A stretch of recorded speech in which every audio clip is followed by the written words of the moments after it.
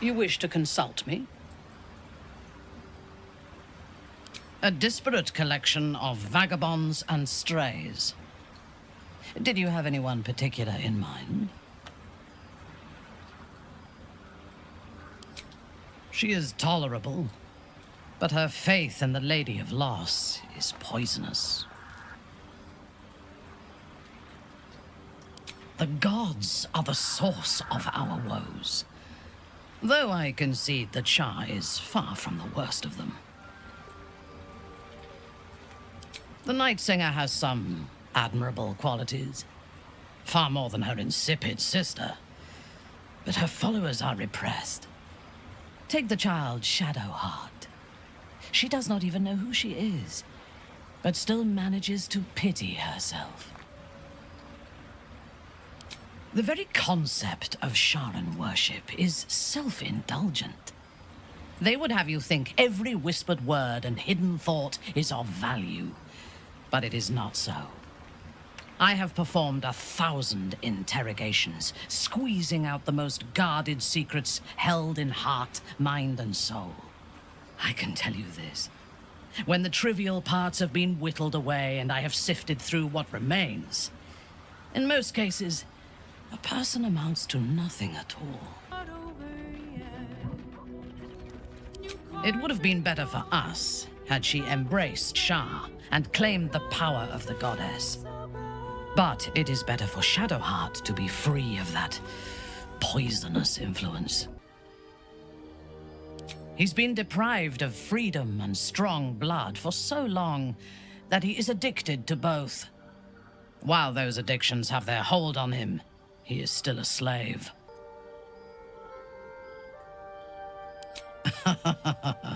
No. He is well aware that I would exsanguinate him entirely if he flashed his fangs at me.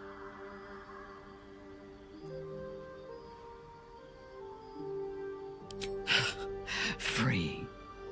What purpose does he have that does not involve his master? He fears him, he hates him, he dreams of him, and he will either kill him or die trying. Astarion is no more free of Cazador than you or I are free of our tadpoles. And while you live, you'll be enslaved to your appetites and hungers. We all feed on something, and if we are deprived of it, we will fight for it.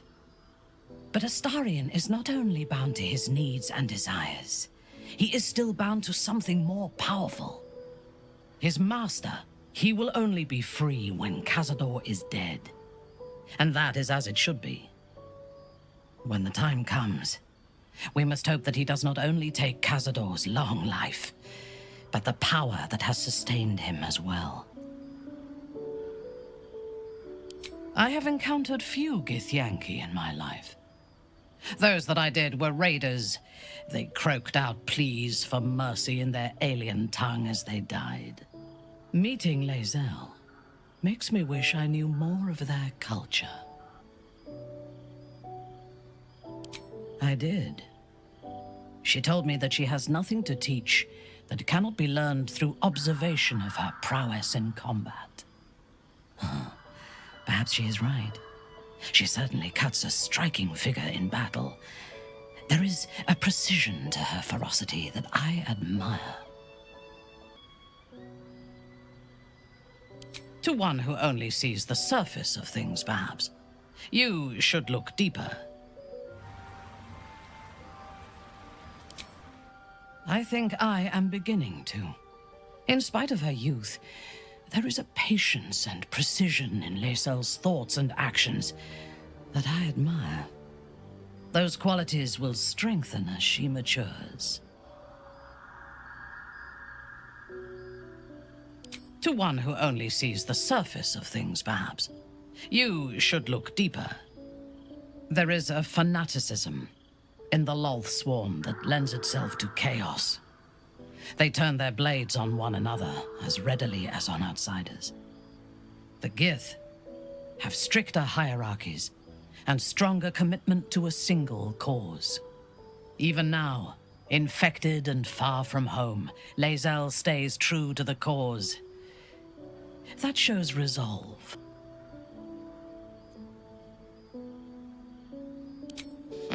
The wizard?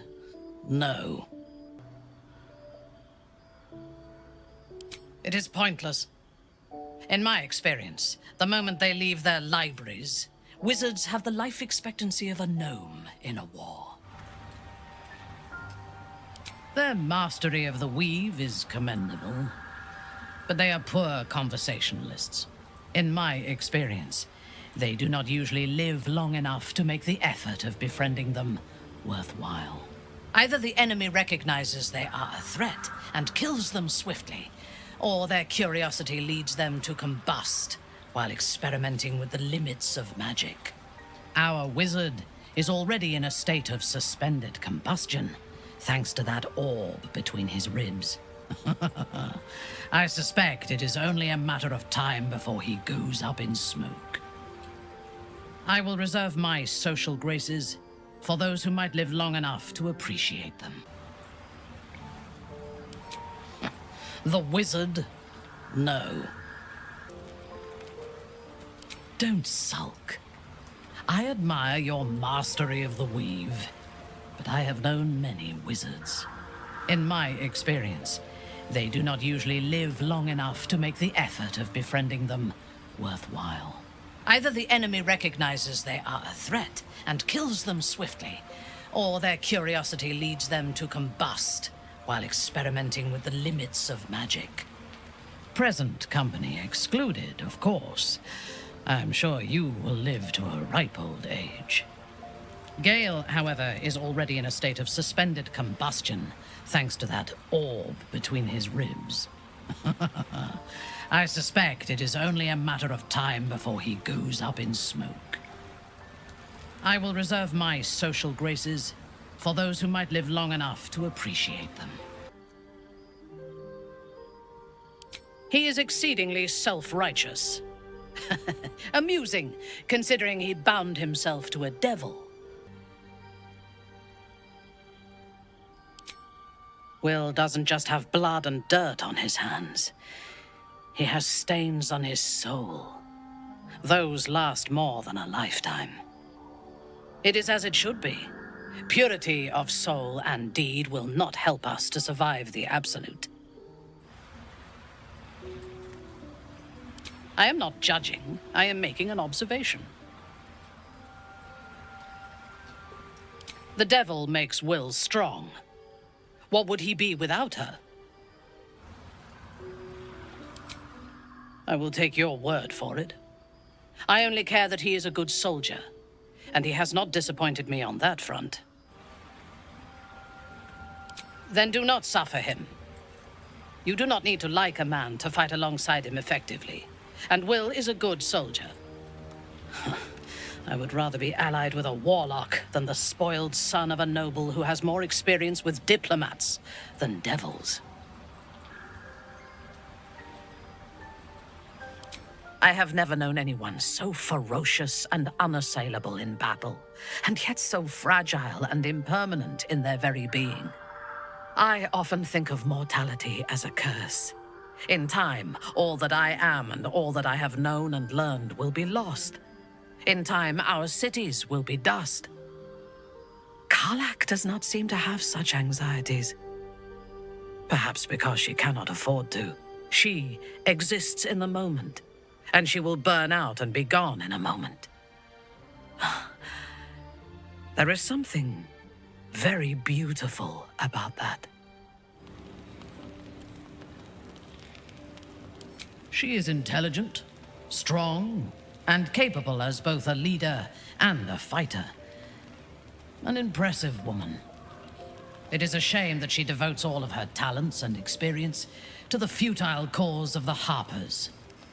Their devotion to preserving balance is pathetic.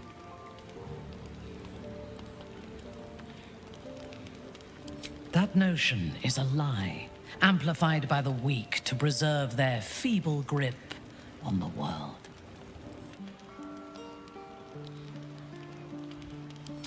It is precisely because they are perceived as good that they are so dangerous.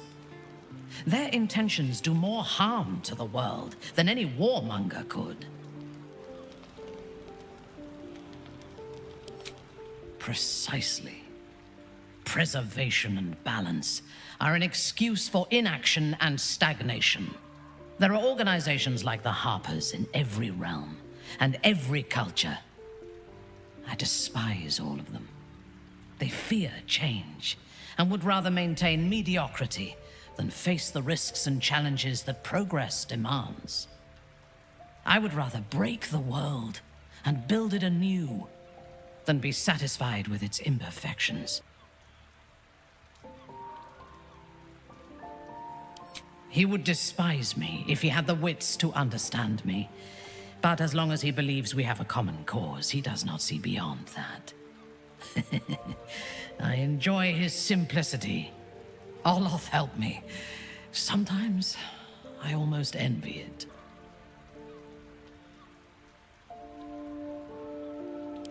I am not so sure. I think he is happier than we are. It is his enemies you should pity. Indeed. If I did not have my schemes, I would hardly know where to aim my boot. As we saw when he acted as the Stone Lord, Minsc is a dangerous tool. A powerful weapon without a mind to guide it.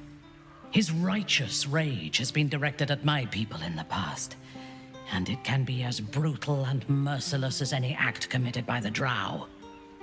Fortunately, for now, he punches wherever we point, and serves our needs well.